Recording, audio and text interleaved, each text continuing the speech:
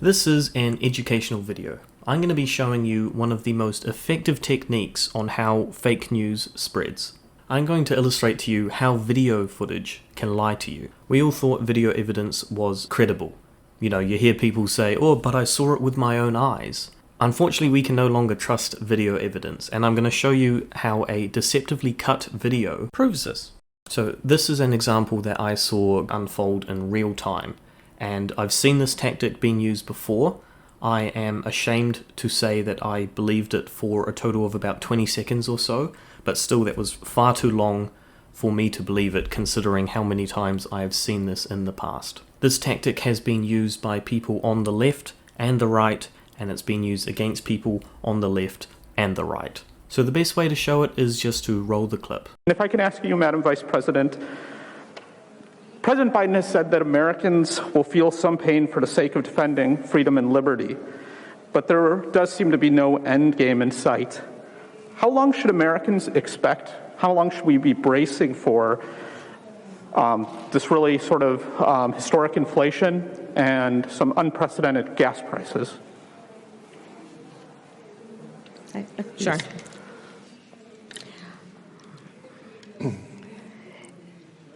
In terms of the discussions that the President, Johannes, and I had, they ranged in subject, including the issue of the Black Sea, and I'll let him explain in more detail as he would like. But we are, again, fully aware and apprised, because we are in constant communication with the President, with his administration here, about the concerns that they have about the entire region and, frankly, the vulnerability.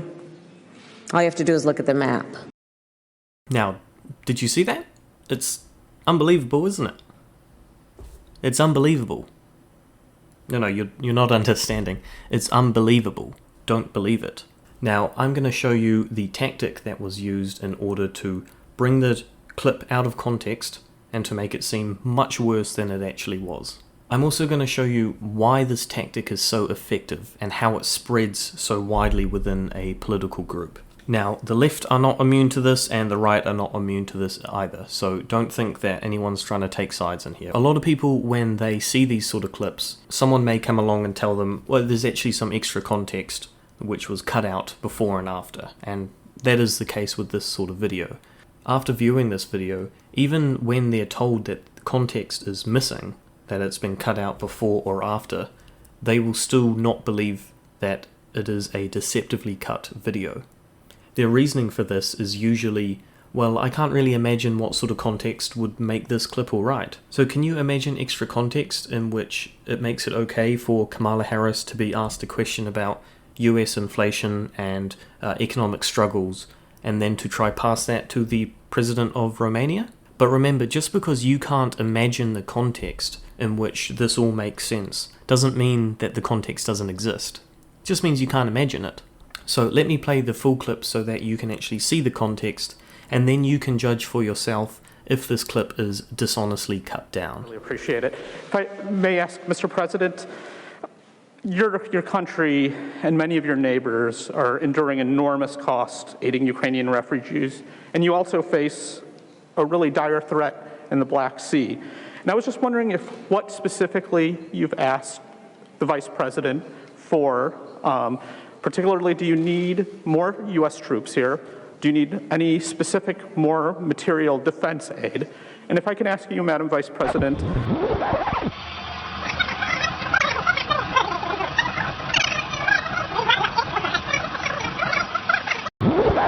all you have to do is look at the map and see that where Romania exists geographically, and as is the case for our allies on the eastern flank, that there are potential vulnerabilities, which is why we say very clearly we will dedicate, and have been especially enhancing over the last few weeks, our support based on their current needs.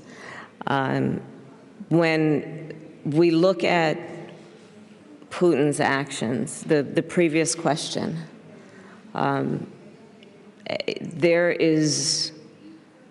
it is painful to watch. It is painful to watch what is happening to innocent people in Ukraine who just want to live in their own country and have pride in themselves as Ukrainians, who want to be home speaking the language they know, going to the church that they know, raising their children in the community where their families have lived for generations. And by the millions now are having to flee with nothing but a backpack. And then you compound that with what happened a couple of days. The president talked about it today. I talked about it yesterday in terms of a maternity hospital, pregnant women. We have the unfortunate experience, all of us right now who are not in Ukraine, of witnessing horror. So we are committed in everything we are doing. And yes, then the president did say in the State of the Union, there is a price to pay for democracy. You got to stand with your friends. And as everybody knows, even in your personal life, being loyal to those friendships based on common principles and values, sometimes it's difficult. Often it ain't easy. But that's what the friendship is about, based on shared values. So that's what we're doing. Ooh. Okay, so do you see it now?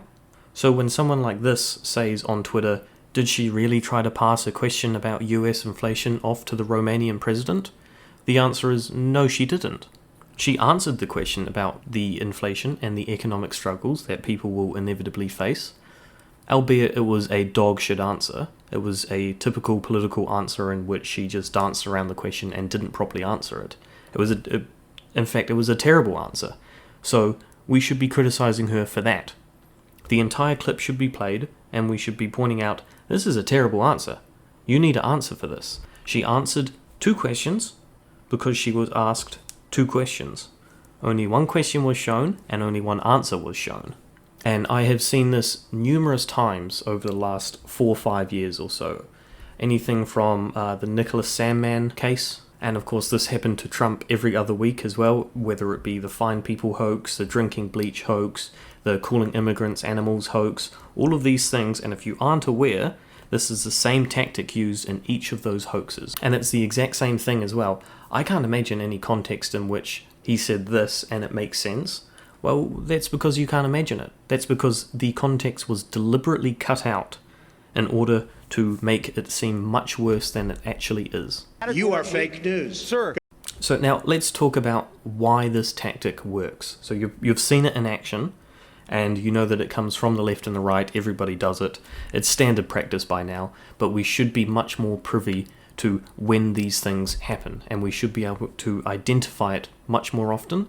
And not only that, but when it is pointed out to us, we should be able to accept that it was dishonestly cut and then move on. Well, firstly, people are primed to believe whatever that cut video is trying to show. People that hate Trump think that he's a moron, and so when they see a video of him saying something moronic, which he has said many moronic things in the past to be fair, they are more primed to believe it.